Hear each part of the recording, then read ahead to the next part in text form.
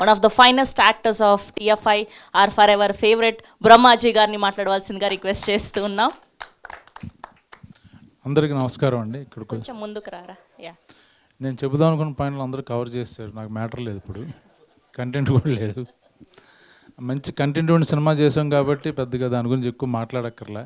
ఎందుకంటే teaser release అయింది, songs release అయినాయి, పోస్టర్లు రిలీజ్ అయినాయి. ఒక ఏంటి రెడీ ఓకే. సో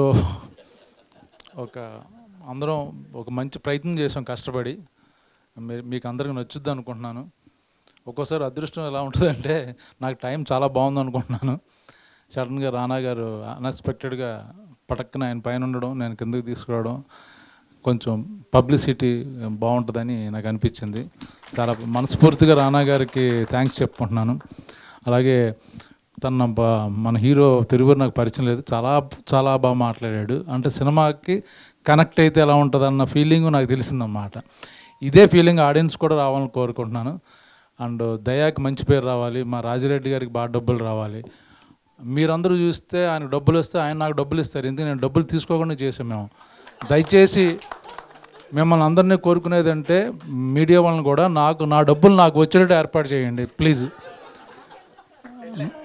ఏమండి, మనం వెనకాల చూసుకుందాం. ముందు మట్టికి అది ట్రెండ్, బ్రహ్మాజీకి డబ్బులు ఇప్పించండి ట్రెండ్ చేస్తే అది మనం తర్వాత ఒక సపరేట్గా మనం మీటింగ్ పెట్టుకుందాం. దయచేసి అందరూ హెల్ప్ చేయాలి. Thank you very much. Thank you so much Brahmaji గారు, thank you so much. Yes, కొంచెం ముందుకు రారా, ఇంకొక ఫోటో అండి, కొంచెం ముందుకి. యా,